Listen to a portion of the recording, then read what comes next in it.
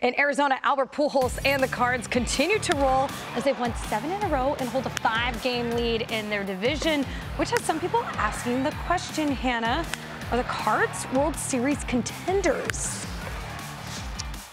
I mean, this isn't fair, but I kind of never think the team coming out of the Central is a World Series contender. I mean, you know what I mean? Because they don't play in as tough East and West Coast bias. Okay. They don't play in as difficult a division.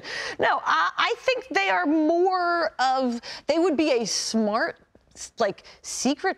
If you could, I don't bet, but you if you're could. A betting person, there's exactly. a lot of value Exactly. there. Yes. I think they're the savvy pick for the bettors. I don't know why I suddenly decided to talk camera. I don't care about that at all.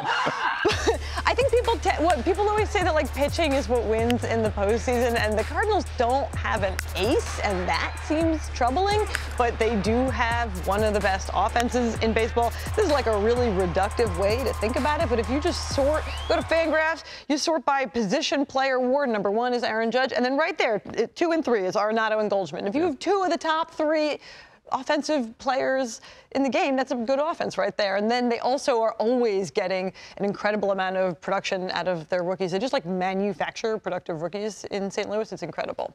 It really is, the way that team brings talent up and the way they're able to always produce when they do get the call. I think this team has kind of that factor of they've got the youth and they've got the veteran leadership. They obviously have guys on this team that have been around for a very long time. Yadi, Waino, Pujols, guys who have won championships, all 3 of those guys. And then you talk about guys like Arenado and Goldschmidt, but then Lars Nootbaar, Nolan Gorman. I mean, Dylan Carlson. You could talk about pretty much that whole lineup. They have really good youth and really good veterans. And to me, that's always such a great combo when you talk about just in the clubhouse and kind of how things kind of work and that energy you can feel, and then the way it kind of produces out there on the field, the way it can come out on the field and show. I think this team has all the tools except for the pitching. It really comes down to I like the pitchers that they have, but there's nobody that I'm throwing out there game 1 in a playoff series and saying, yeah, we're going to win this game. There's nobody that I feel that about. Do you think that you can win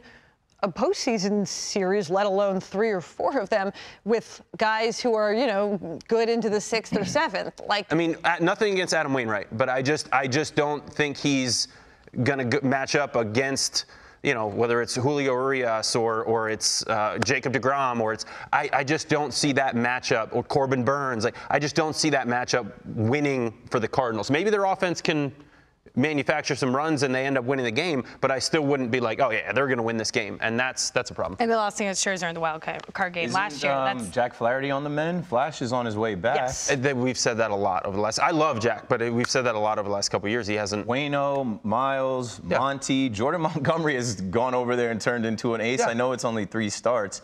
If the question is, are they a World Series contender? That's the question, yes or no? I think they can contend. We don't know what's going to happen in October. I know everyone thinks that the NL is the Dodgers, the Mets, the Braves. The Braves, yeah. I just don't see how you get past those 3 teams. That's part of the problem. Really the competition in the NL is you got to have the pitching. Ridiculous. Listen, especially So if Flaherty comes back, that's great. Maybe he's your ace, but he's not your ace who can give you 8 innings when he's like not in 2 months. He's not. And I think that's a concern because your bullpen gets stretched so thin in the postseason. It's a lot of games this year. I mean, that's where the concern comes in. It's like, I think they're a contender in every series that they play in October, and I'm sure they'll be there, but I don't know that they can get through multiple series successfully. And it was interesting just looking at their record in the month of July and, of course, August. They have the 7-game win streak, but if you start taking a deeper dive, Phillies, they lost that series. Atlanta, they lost 3 of 4, again, against Philly. They won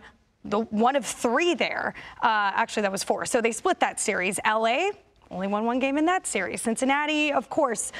Toronto, they split the series. Washington, and then it's like Chicago, the Yankees, they did win that series. They swept them, but then it's Colorado. So if you look at like the teams they're actually beating and where they've been able to make headway over the Brewers, those are all sub-500 teams. Yeah, I mean, there's something to be said about, you know, playing against the best. But all that said, I think this Cardinals team is very good. They're on the right track. They're just not, to me, they just don't have that next level where I think they're going to win a World Series. Agreed. And that's what we're talking about. But they're in position to do that maybe in the coming years. People can get hot. You never know. You got Goldschmidt, you got Arenado, you got guys that can do it. I agree with you. I think they have a lot of talent, but my answer is no.